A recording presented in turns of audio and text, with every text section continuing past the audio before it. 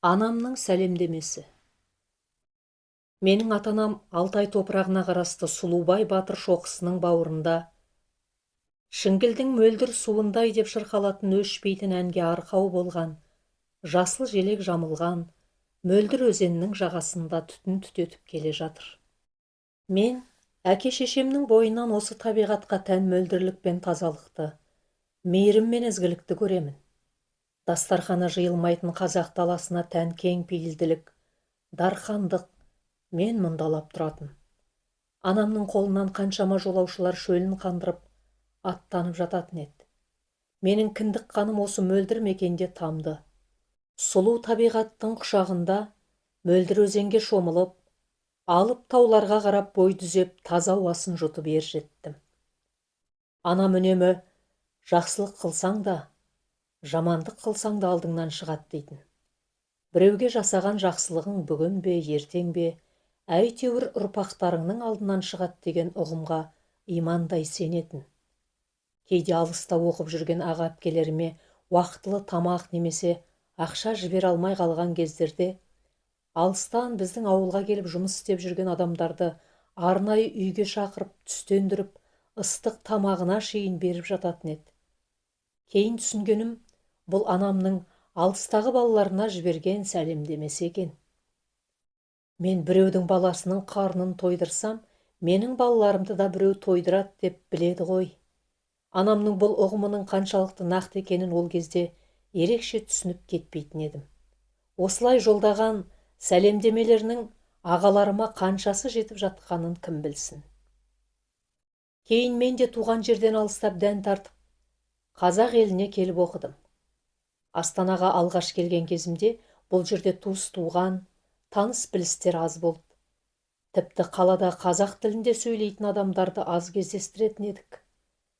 Студенттік өмірдің бірде аш, бірде тоқ, жағасы ақ, ақшасы жоқ күндері басталып кетті. Ролтон дейтін лапшаның сорпасын терлеп ішіп алғанда кәдімгідей жадырап қалатынбыз. Көже қатықтың орнына кейде көрші бөлмеден 2 картоп сұрап әкеліп, оған 1 пияз турап қосып, макарон пісіріп жесек, кәдімгідей ар жағымызға ел қонып қалатын еді. Көрші бөлмедегілер тамақ істеп жатқанын естісек, қалтамызға қасығымызды сала барып, ұзақ сонар әңгіме айтып отырып аласың ғой. Ақыры тамақтың түбі қырылуға жақындағанда әкеліп қазанымен ортаға қоя салады. Табаққа салуға тағат қылатын адам бар ма ондайда? Қалтаңдағы қасығыңды суырып алып үстелге жақындай бересің. 1-2 минутта батырлардың алмас қылышындай жарқ-жұрқ еткен қасықтар қара қазанның қақ түбіне жетіп, ауа қармап жатады. Мен жатақханада Кенжехан, Арғын деген жігіттермен бірге тұрдым. Бір күні түсте 514 бөлмеде тұратын Ержанат деген жігіт жүгіріп келіпті. «Шіркін, күріш жоқ боп тұрған ай», дейді. «Оны не істейсің?» десек, «Көрші бөлмеден бір сәбіз сұрап алып, тағы біреулерден май тауып, палау басып жесек қой, дәмді болатын еді», дейді ғой. Осылай қара қасықты қолға алып, білім жолында құрсағындағы жалаңдаған қызыл жаумен алысып жүрген күндердің бірінде анамның ақ сәлемі келгендей болды. Келгенде қандай, ақ тілегі ағыл тегіл төгілді-ау. Қасымдағы жігіттермен бірге Астана маңындағы Бұлақсай деген ауылға барып жүріп, Жанат есімді кісінің отбасымен таныстым. Отанасы Төлеуіш тәтеміз тура менің анамдай кең пейіл, ізгі ниетті жан екен. Біздің алыстан келіп оқып жатқанымызды, ата-анамыздан жырақ жүргенімізді білгенде тіпті елжіреп сала берді. Барын алдымызға төсеп, құда келгендей күткенде өзіміз ыңғайсызданып қалдық. Балалар да ерекше тәрбиелі, ағалап қолымызға су құйып жүгіріп тұрғанын көргенде жүрегің жылиды. Бірде Жанат ағамыздың тәтемізге: «Студенттік өмір басымыздан өтті ғой, алыста жүріп оқығанның талай қиындығын көргенбіз. Мына балаларға бір мал сойып берейік, сорпаланып әлденіп қайтсын. Кейін біздің балаларымыз да осылар секілді сыртта жүреді ғой», деп жатқанын естіп қалдым. Ол кісі де аузын ашса жүрегі көрінетін ерекше ақ көңіл жан екен. Үйге келген құдай қонаққа қой соятын қазақ даласына тән дархандық. Көз алдыма әкемнің алып тұлғасы келді. Не деген ұқсастық. Әкем де Алтайдың адырларынан жоқ қарап жүріп, кешке қоналқыға келіп белдеуімізге ат байлайтын талай жолаушыға, арсада асуға ет тұрса да, алыстан келіп ұят болады деп, арнайы мал сойғысып жататын еді.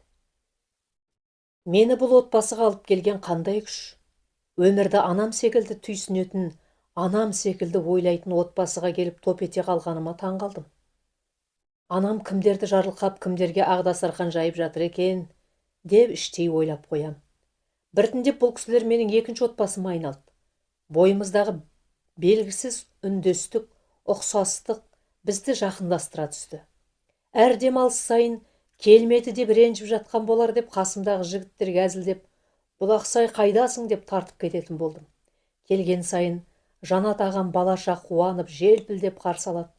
Ашық жарқын әңгімелесеміз, өткен күндерден айтып, мәз болып жатады. Өз үйінде жүргенде еркін жүр, еш қысылма деп, балаларына монша жақтырып, күтіп жібереді. Кейде ішіп жегеніңді өтегің келіп, істеп тастайтын жұмыс бар ма деп сұраймыз ғой.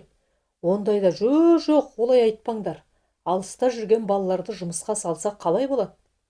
Елден ұят емес пе? Деп қолымызға күрек бермей қинайтын еді. Осылай жүріп, 1 жылдық оқуымызды бітіріп, жаздық демалыста Алтайға бардым. Анамның айтуынша сол жылы Алтай жаққа алтын қарап келіп, ауылына қайта алмай қалған бір ұйғыр жігіт біздің үйде қыстай тұрып, көктемде кетіпті. Ризабек Нүсіпбекұлы. Оқыған Нұрлыгүл Өтемісқызы.